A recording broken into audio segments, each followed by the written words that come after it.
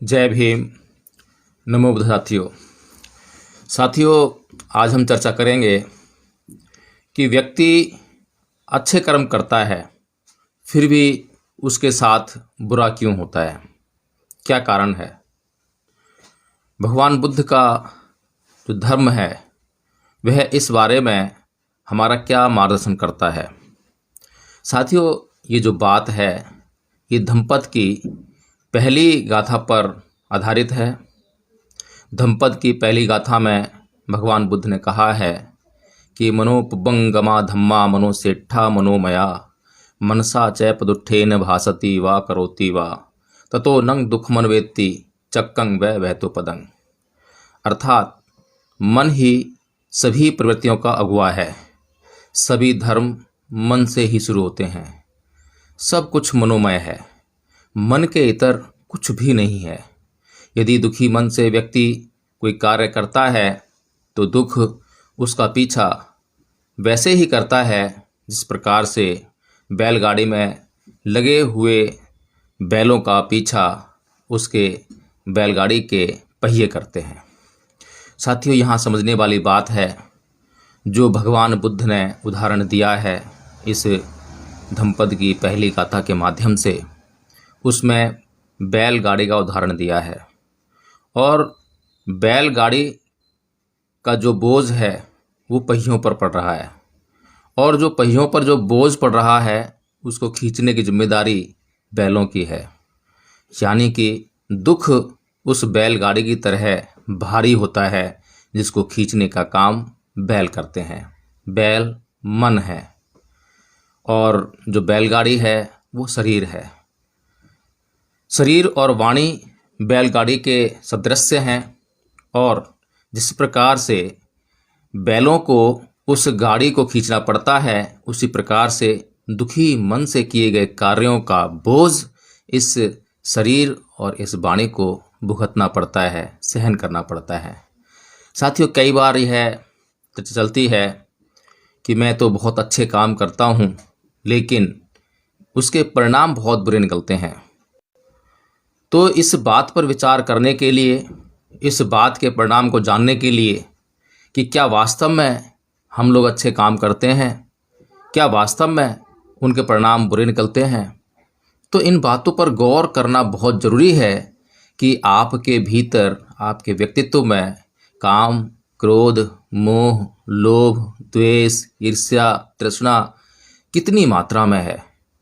अगर लेस भर मात्रा का भी आपके भीतर इनका संचय है, इन बातों का, इन कर्मों का, या इन तत्वों से आपका मन बोझिल है, तो आपके कर्म वैसा ही परिणाम देने वाले हैं। आपको सोचना होगा कि क्या आपका मन क्रोधी स्वभाव लिए हुए है। हो सकता है कि आप वर्तमान में क्रोध को धारण ना किए हों। वर्तमान में हो सकता है कि आप बिल्कुल शांत हों, लेकिन क्या आपके मन के भीतर क्रोध समाया है या नहीं समाया है। क्या जब आपको क्रोध दिलाया जाता है तब आप क्रोध उत्पन्न करते हैं या नहीं करते हैं। तो आपके कर्म तो आपके चित्त की दशा पर ही निर्भर करेंगे।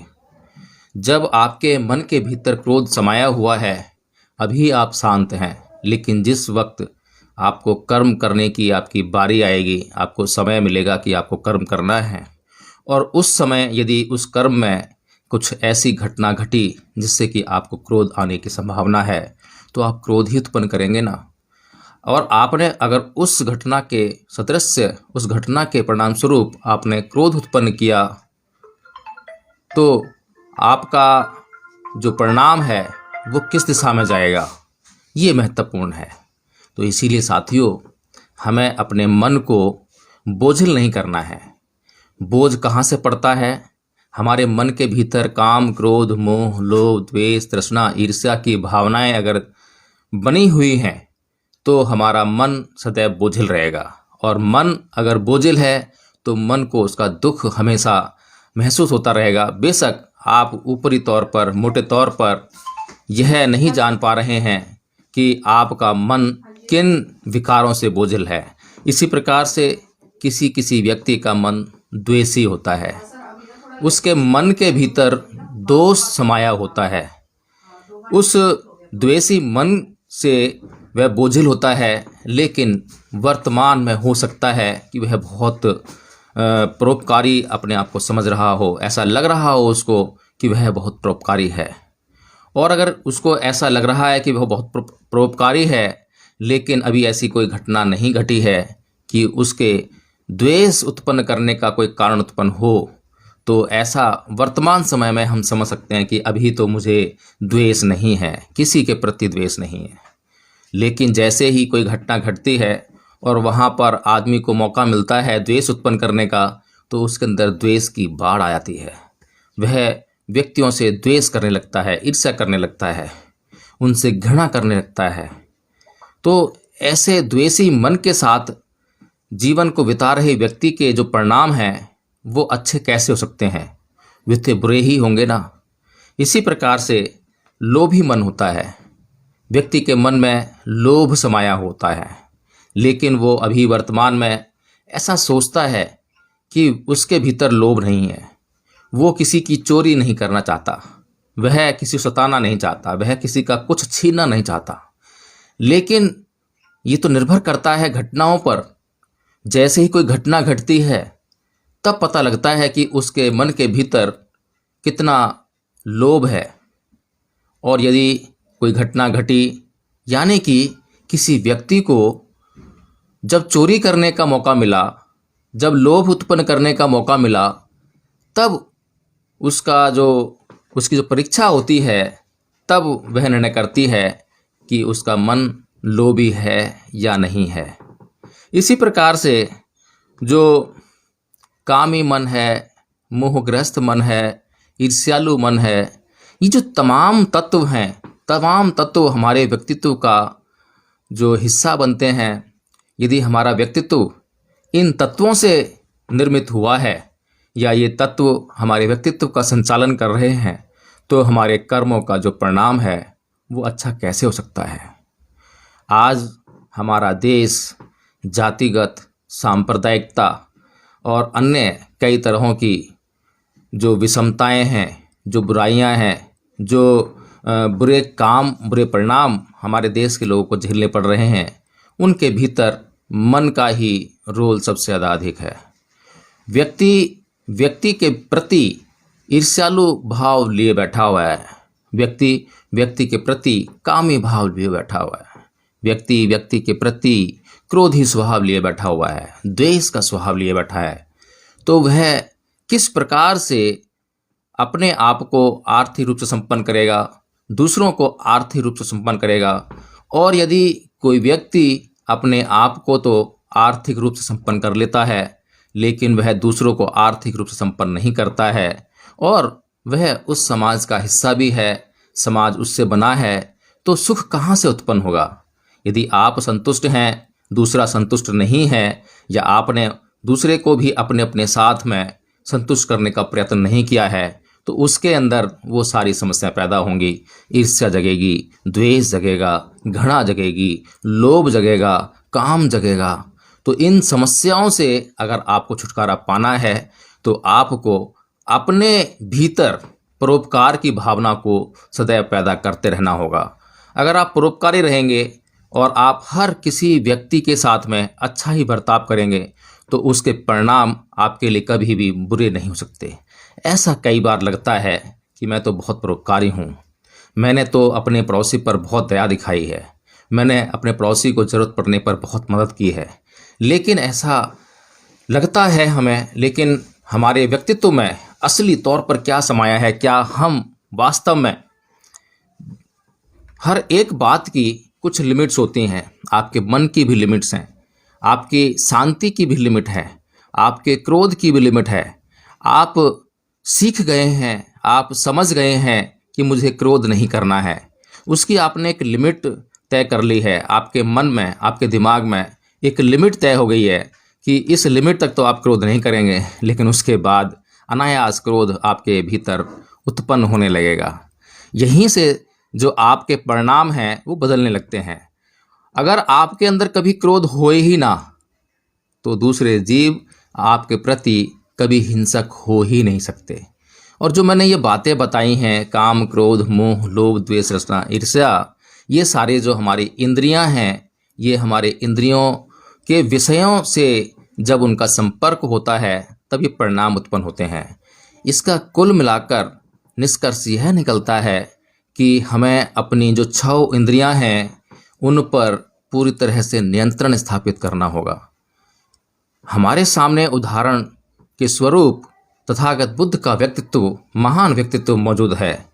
उनके महानतम व्यक्तित्व में आपको ऐसी कोई समस्या नहीं देखने को मिलेगी।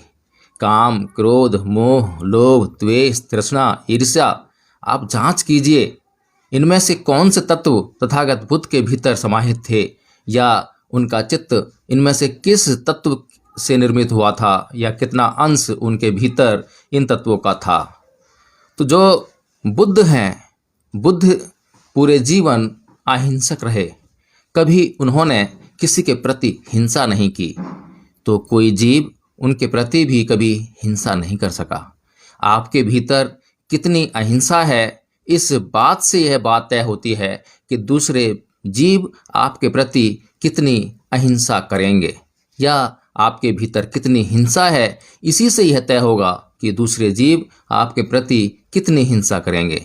तो साथियों, इस बात को हमें ये समझना चाहिए। कोई कहता है कि मुझे सामने वाले मारने आ रहा है। आपको मारने तो आ रहा है, लेकिन आपके भीतर क्या चल रहा है? अगर आपके भीतर हिंसा चल रही है तो निसंदेह वह आपको मार ही डालेगा। अगर आपके अंदर भय चल रहा है तो निसंदेह वो आपको मार ही डालेगा। लेकिन ज्यों ही आपके भीतर यह प्रवृत्ति पैदा होती है कि मरना तो सत्य है, और मरने की जो घटना है जीवन में सिर्फ एक ही बार होती है और वो होनी ही है, और मरने की घटना के तो कारण अनेकों हो सकते हैं, लेकिन आप जब मरने से भय अपने उत्पन्न करते हैं अपने भीतर, तो आप मर ही जाते हैं। इसीलिए जिसके भीतर मरने का भय नहीं है उसे कोई मार ही नहीं सकता है।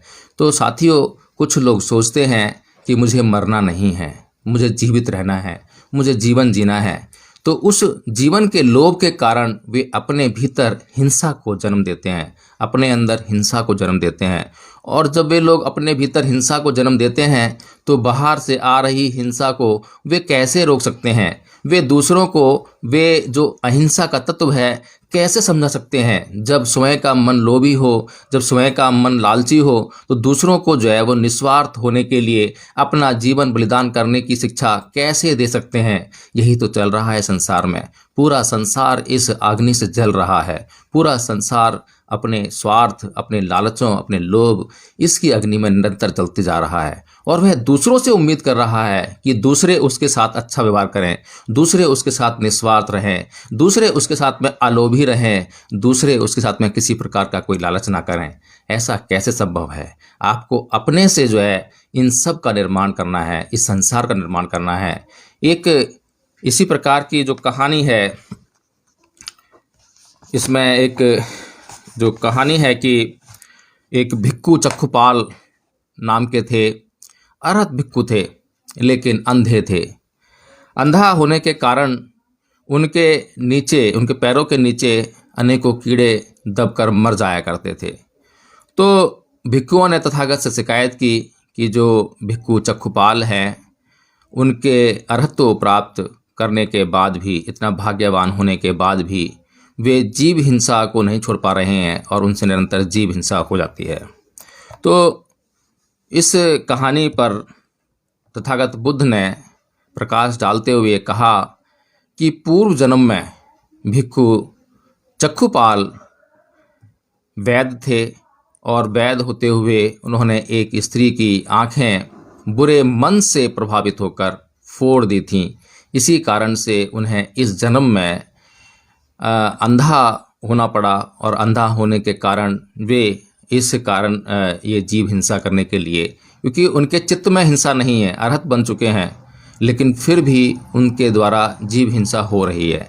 साथियों, इस कहानी से केवल इतना ही समझा जा सकता है कि अरहतो पद का जो प्राप्त करने वाला व्यक्ति है, उसके मन में किसी प्रकार का, किसी भी व्यक्ति के लिए हिंसा का भाव नहीं होता है।